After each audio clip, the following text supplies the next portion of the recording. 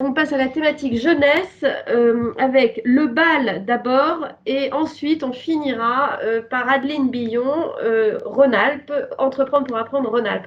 Christine, qu'est-ce que le bal?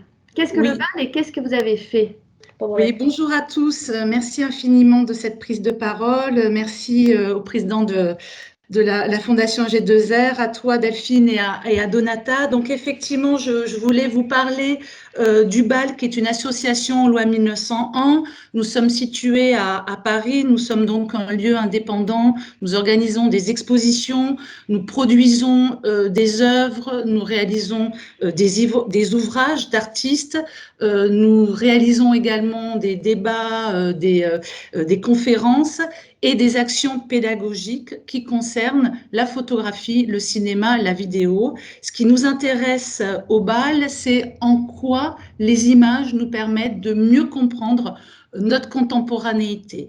C'est un lieu, le BAL, qui a été fondé par Raymond Depardon avec Diane Dufour, et j'imagine que nombre d'entre vous, vous connaissez les photographies et les films faits par Raymond Depardon. Alors nous organisons chaque année 3 expositions. Nous organisons habituellement chaque semaine des événements, des rencontres, des débats, des performances. Et puis également, nous menons une action en profondeur depuis maintenant 12 ans auprès du jeune public de 6 à 18 ans. Ce sont des jeunes qui sont issus de quartiers dits politiques de la ville, des réseaux d'éducation prioritaire. Nous menons donc des projets au long cours sur une année, sur un trimestre, entre 20 heures à 110 heures d'atelier, qui concernent 2000 jeunes chaque année, 70 structures, que ce soit des établissements scolaires, que ce soit des associations sociales, que ce soit des réseaux d'éducation populaire, des bibliothèques, des centres sociaux. Donc nous travaillons avec toutes ces structures pour justement mener des projets d'éducation à l'image et d'éducation artistique auprès donc de ces jeunes entre 6 à 18 ans, à Paris, en Île-de-France, mais également en région. Et pour cela, nous invitons une cinquantaine d'artistes à travailler avec les jeunes, les enseignants et les adultes référents des jeunes. Nous avons également, depuis 2016, lancé une plateforme numérique d'éducation à l'image fort et plébiscitée par le terrain, autant par les jeunes, par les adultes référents des jeunes. Et c'est bien entendu, vous allez le comprendre, grâce notamment à cette plateforme numérique que nous avons pu proposer de nouvelles actions pendant la crise. Alors concrètement, dès le 14 mars, vous le comprendrez bien, on a dû fermer le public, donc le bal, et donc nous avons justement essayé très rapidement, dès la première semaine de fermeture, de renouer avec le public qui ne pouvait plus, bien entendu, venir découvrir nos expositions, participer à nos débats. Et puis également, nous avons très vite tenté de réagir à cette situation exceptionnelle, puisque la plupart, enfin tous les établissements scolaires et les associations avec lesquelles nous travaillons sur le terrain ont fermé leurs portes. Donc, nous nous sommes posé la question de, vu cette situation exceptionnelle, comment nous pouvions réagir, comment nous pouvions maintenir le lien avec nos publics, et nous avons quand même porté une attention plus particulière au public jeune, au public donc que nous touchons grâce à notre pôle pédagogique, la Fabrique du regard. Alors on s'est dit que justement la difficulté peut-être pour les enseignants, c'était de conserver le lien avec les jeunes, et on s'est aperçu effectivement à 50% nous travaillons avec des jeunes qui sont en lycée professionnel, et autant vous dire que ça a été la grande difficulté pour ces enseignants de retrouver leurs petits, de retrouver justement les jeunes qui étaient partis dans la nature pendant ce laps de temps, et c'est encore aujourd'hui, donc en octobre 2020, une des préoccupations justement des enseignants de remobiliser les jeunes et de leur faire passer un cap, une mise à niveau, tant justement il y a eu des déperditions qui ont été faites d'acquis, on va dire, et de connaissances scolaires et de remobilisation. Alors, on s'est appuyé, bien entendu, sur notre plateforme numérique d'éducation à l'image qui s'appelle Ercilia, pour proposer chaque semaine aux enseignants avec lesquels nous travaillons, mais également avec des enseignants qui sont connectés sur la plateforme sans qu'on ne les connaisse physiquement, mais également en communiquant grâce à nos partenaires institutionnels de terrain, que ce soit le ministère de l'Éducation nationale, que ce soit les rectorats des différentes régions françaises, que ce soit différents réseaux, le CLEMI, Canopé, les DRAC, bien entendu. Donc, nous avons proposé chaque semaine des ateliers à réaliser en autonomie, à distance avec ses élèves. Donc, chaque semaine, vraiment, une proposition de décryptage d'images à réaliser avec ces jeunes en autonomie. Pour accompagner ces usages, nous avons également proposé des formations en visioconférence 2 fois par semaine aux enseignants. Alors, pourquoi 2 fois par semaine? Parce qu'on a été très vite, comment dire, on a eu beaucoup de demandes et nous nous sommes dit qu'il fallait justement qu'on puisse démultiplier ces formations en visioconférence. Nous nous sommes appuyés sur un de nos partenaires de terrain qui s'appelle Mission laïque française pour bénéficier de sa plateforme très fluide et qui permettait justement chaque semaine d'avoir une cinquantaine de participants à nos visioconférences. Alors concrètement, de quoi s'agissait-il? Il s'agissait là aussi de leur permettre aux participants de pouvoir mener des ateliers de décryptage d'images avec leurs jeunes. On s'est aperçu que 50% des personnes qui participaient à ces formations ont suivi plusieurs formations que nous proposions, puisque nous avons de mars à juin essayé justement, dans le cadre de la continuité pédagogique, de diversifier nos propositions quant à la manière justement d'une éducation des jeunes au regard aux images, notamment en cette période exceptionnelle où ils étaient encore plus confrontés, comme nous tous d'ailleurs adultes, aux images et au flux ininterrompu des images que nous pouvions voir sur différents écrans. Donc on s'est vraiment focalisé sur une éducation à l'image et aux médias pendant ce laps de temps. Et puis également pour nos ateliers en présentiel, puisqu'on mène donc beaucoup d'ateliers, comme je vous l'expliquais, dans différents contextes, on a cherché avec les enseignants, dans un premier temps, à se poser la question comment ne pas rompre le lien, comment arriver justement à continuer à faire avec eux et leurs élèves. Donc on a essayé de réaliser des ateliers de création avec les artistes 100% connectés. Alors certaines fois, parce qu'on s'adressait à des jeunes, c'était sur des groupes WhatsApp. Pour d'autres, nous avons envoyé des capsules vidéo d'analyse d'images. Bref, on a essayé d'expérimenter différemment, en s'appuyant bien entendu sur la connaissance des enseignants vis-à-vis de leur public et de la difficulté justement de leurs élèves, que ça soit sur l'expertise des artistes qui étaient férus pour certains d'entre eux justement des moyens du numérique. Et nous avons justement pu mettre en place 2 ateliers de création avec des artistes 100% connectés et qui nous permettent aujourd'hui de nous dire, vu que la situation va continuer, alors certes différemment, il faut absolument que toute cette expérience que nous avons menée pendant la crise nous permette de passer un cap, c'est-à-dire de modéliser, de rendre beaucoup plus pérenne, beaucoup plus consolidée ces initiatives que nous avons menées pendant les quelques mois du confinement pour justement nourrir notre approche pédagogique au quotidien.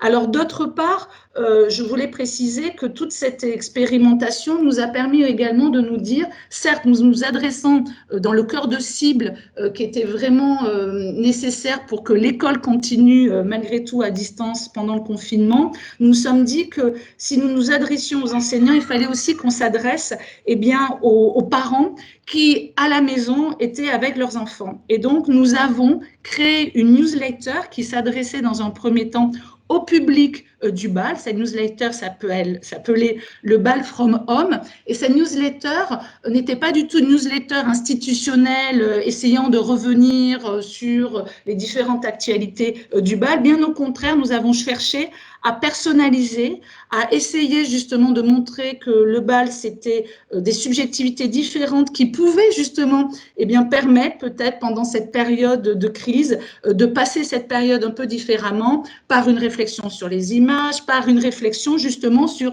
quel type d'atelier créatif et de réflexion on peut mener avec ces enfants de manière assez, comment dire, ludique, de manière assez simple. Et donc, dans cette newsletter, chaque semaine, il y avait justement un atelier à réaliser entre parents-enfants. C'est une newsletter également qui a été ensuite, comment dire, relayée par le ministère de la Culture, qui est un de nos partenaires, et également par le ministère de l'Éducation nationale. Et là, encore une fois, fort de cette expérience, nous nous sommes dit qu'il fallait, comment dire, capitaliser, valoriser ce que nous avions fait. Nous avons créé en premier temps un blog que vous pouvez consulter sur le site du BAL qui s'appelle La Fabrique du Regard à la maison, et nous entendons justement alimenter toujours ce blog, voire nous entendons aujourd'hui, donc avec la situation actuelle, créer des capsules, on va dire, pédagogiques à l'adresse justement du plus grand nombre.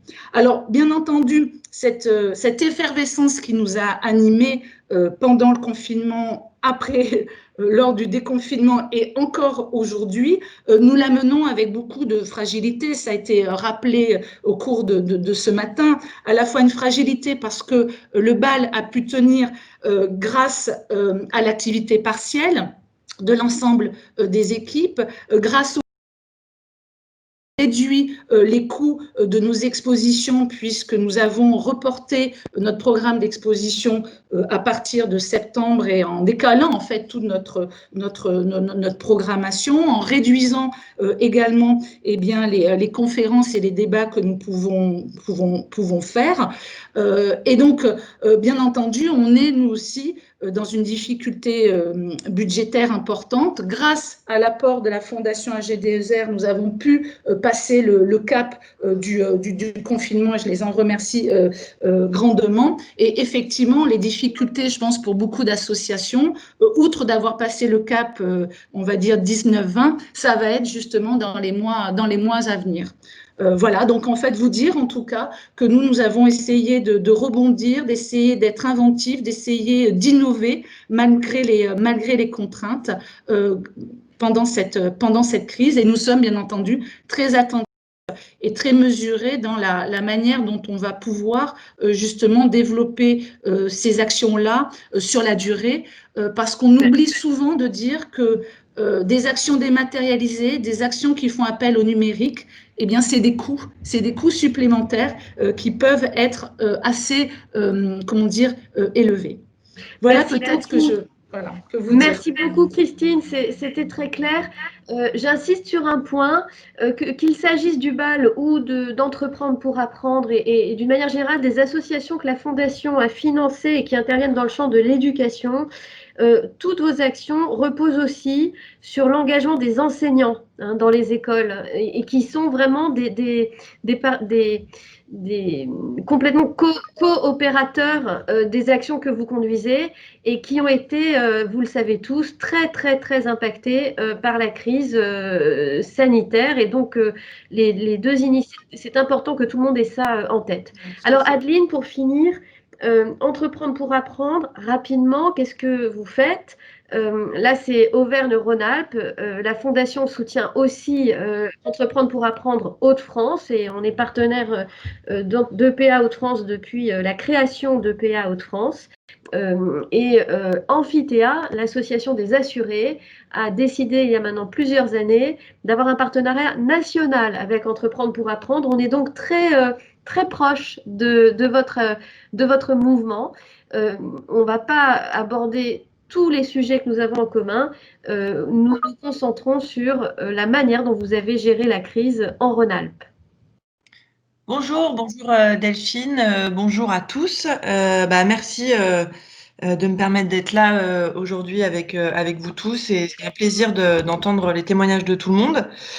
Donc à mon tour, je vais essayer d'être rapide.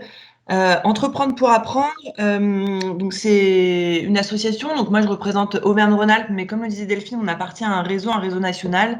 Et vous retrouvez une association Entreprendre pour apprendre sur l'ensemble des régions en France.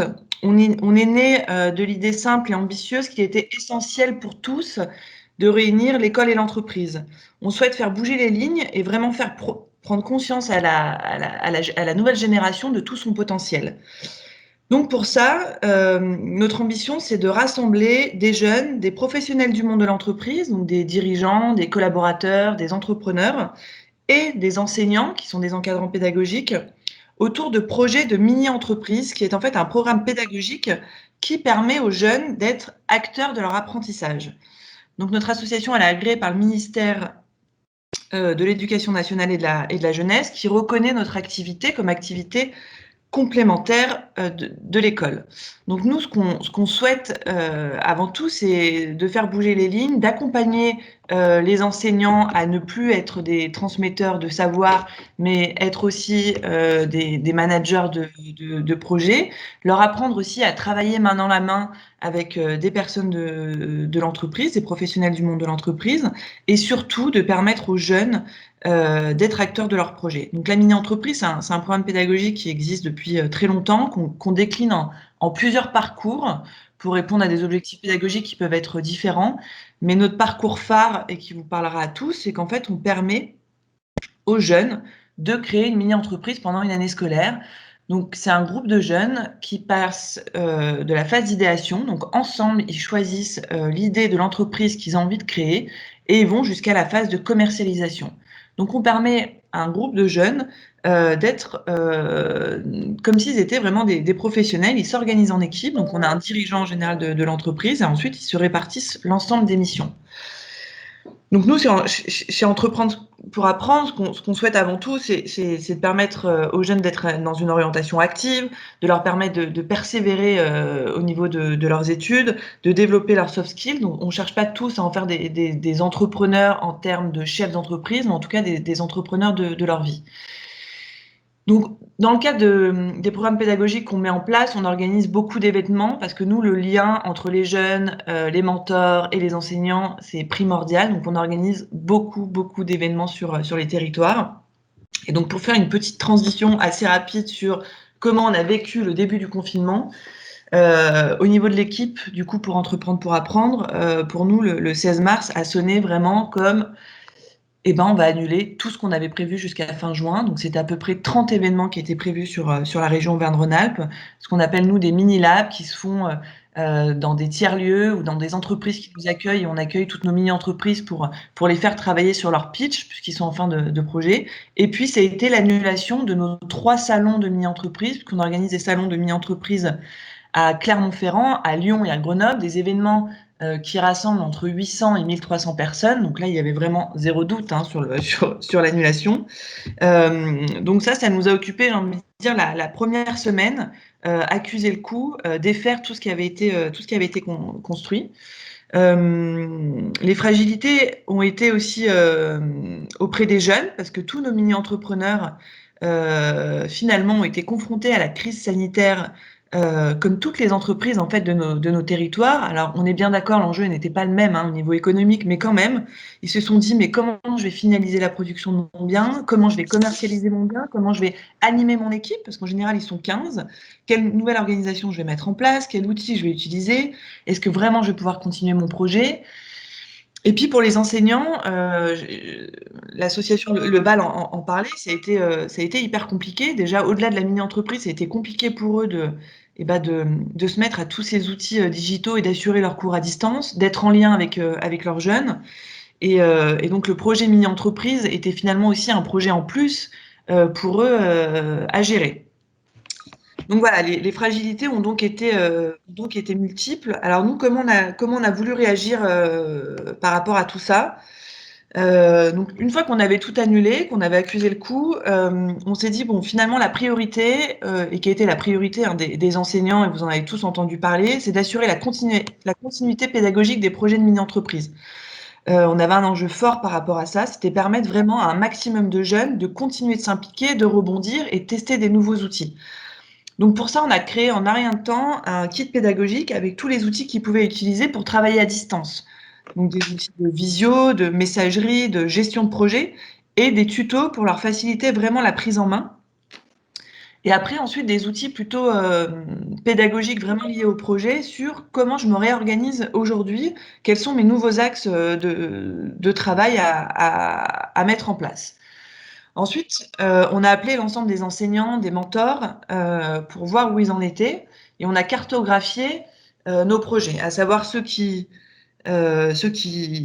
continuent leur mini-entreprise en télétravail, ceux qui se mettent en stand-by en disant on verra ça au retour du confinement, et ceux qui nous disent bah voilà, on arrête complètement. Au bout de 3 semaines, on s'aperçoit que on a quand même plus d'un tiers de nos projets de mini qui continuent l'aventure. Donc ça nous met quand même du baume au cœur, l'équipe ça la booste, ils voient que les outils qui ont été créés ça fonctionne, pas pour tout le monde, mais qu'on a quand même un tiers de ces projets. À savoir quand même qu'on a plus de 200 projets, nous, sur l'ensemble de la région Auvergne-Rhône-Alpes, c'est plus de 4000 jeunes. Donc voilà, il y avait quand même un potentiel important. Et surtout, les enseignants nous disent, on n'a pas de salon cette année, pas de salon physique, mais on compte sur vous pour trouver une solution pour valoriser les projets des jeunes, pour valoriser tout le travail qu'ils ont accompli. Et puis aussi, on avait envie de valoriser finalement la manière dont les jeunes avaient rebondi pendant le confinement.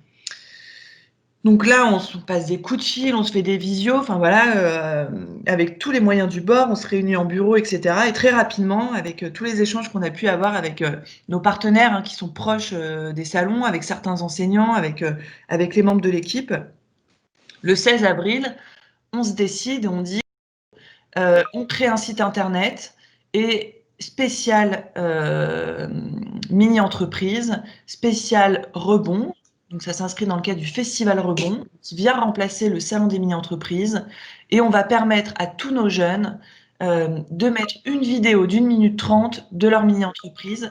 Et surtout, on va permettre au grand public, donc à tout le monde, donc que ce soit les enseignants, mais les parents, les grands-parents, les cousins, les cousines, nos partenaires aussi à nous, notre communauté, de découvrir les projets des jeunes en vidéo et de venir voter pour leur projet préféré.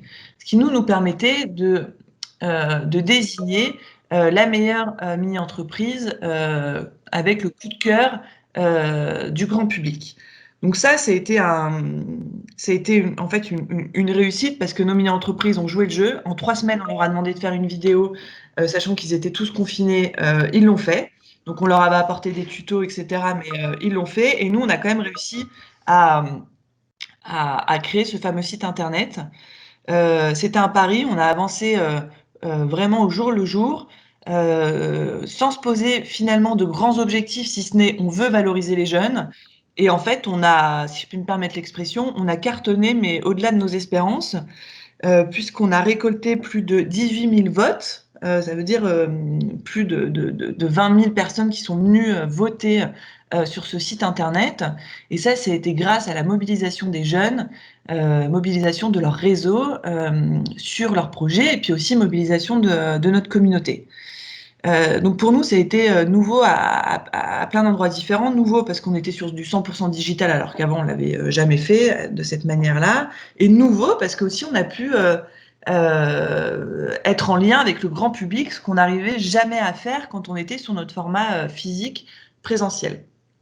Et enfin, on a aussi réussi à mobiliser nos entreprises partenaires. Donc ça nous a demandé effectivement aussi beaucoup d'énergie. Nos entreprises partenaires initiales hein, sur les salons de mini-entreprises, qui ont quand même mobilisé des collaborateurs pour venir aussi évaluer les mini-entreprises sur des rapports d'activité spécifiques.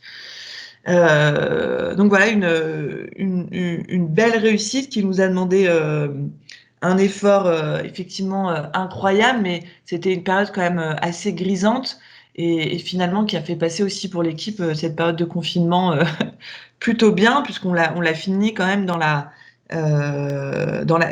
gaieté. Et en fait, ce qu'on retient tous de ça, c'est de se dire qu'on avait tellement de contraintes que ça nous a obligés vraiment à oser et à être créatifs. Et clairement, je pense qu'on n'aurait jamais fait ça si on n'avait pas eu autant de contraintes et si on n'avait pas été confinés et qu'on aurait peut-être mis 2 ans à monter ce projet-là et qu'on aurait peut-être pas osé de cette manière-là. Donc pour ça, pour nous, c'est une belle réussite. Il y a eu quand même des petits bugs techniques au moment de notre cérémonie de remise de prix. Enfin voilà, on a encore des choses à améliorer, mais globalement, ça s'est bien passé. Un autre point positif aussi, c'est au niveau de l'équipe. Nous, on est une équipe de 12 salariés qui est répartie sur l'ensemble des territoires en Auvergne-Rhône-Alpes. Ça a été aussi une belle opportunité pour resserrer les liens dans l'équipe, puisque au-delà de la continuité pédagogique et de ce festival, en fait, on a réouvert des chantiers qui étaient liés à notre projet stratégique, qui est écrit pour 2018-2023, et on avait beaucoup d'axes de travail qu'on n'avait jamais le temps de en tout cas, on n'avait pas assez de temps toujours pour pousser la réflexion. On était beaucoup pris par nos événements. Et là, on a plein de petits groupes de travail qui sont mis en place avec l'équipe et ils ont été aussi sollicités des parties prenantes. Et donc, on a avancé sur plein de sujets. On n'aurait jamais eu le temps de le faire en un temps si court. Donc voilà, on a vraiment repensé l'inclusion et l'intégration de nos mentors bénévoles, la mise en place d'outils qui facilitent la création du binôme enseignant-mentor, la création d'un welcome kit aussi dans notre réseau. On a revu tous nos processus d'accompagnement, on a revu aussi tous nos outils pédagogiques et les liens voilà, ont été vraiment renforcés dans l'équipe. Donc avec du recul, une fois qu'on est sorti du confinement, on se dit que ça a été voilà, une belle période, à la fois pour finir des chantiers qui étaient déjà entamés et aussi à la fois pour pivoter sur nos projets. Finalement, aujourd'hui, la rentrée est un peu plus difficile parce qu'on est en train de penser nos événements. Donc on se dit qu'on va garder le digital et là on est en train de se projeter sur comment réinventer une nouvelle formule. Parce qu'on peut pas rester sur notre ancienne formule, il faut qu'on réinvente un nouveau concept. Et là, on est, mais comme toutes les structures et comme toutes les entreprises et comme tous les citoyens en France, dans cette difficulté de ne pas savoir finalement où on va. On sait que ça va être difficile pendant un an, mais on ne sait pas exactement jusqu'où on va pouvoir aller dans la réalisation de nos événements. Donc on avance pas à pas, on essaye de garder beaucoup d'optimisme, mais c'est vrai que ça reste compliqué. Il faut encore qu'on aille chercher beaucoup d'énergie pour se réinventer. En tout cas, on sait qu'il faut qu'on continue de se réinventer et qu'on surfe sur cette belle réussite. Merci beaucoup, Adeline. Et voilà, juste du coup, merci beaucoup à la Fondation. Je me souviens très bien de l'appel d'Émilie quand on était au milieu de tout ça. Et j'avoue que ça a fait un bien fou que ce soit la Fondation AG2R qui nous appelle. Parce que nous, on était beaucoup aussi à courir auprès de tous nos partenaires parce qu'on était aussi très inquiets sur notre situation de trésorerie, sur comment on allait pouvoir avancer. Et voilà, ça a été un moment clairement de soulagement et de bonheur de voir aussi qu'on pensait à nous. Et ce qui n'a pas pu être possible aussi par tous nos partenaires. Donc voilà, pour ça, je voulais vous dire merci. Et puis aussi pour tout le reste, pour votre soutien de part et d'autre pour entreprendre pour apprendre.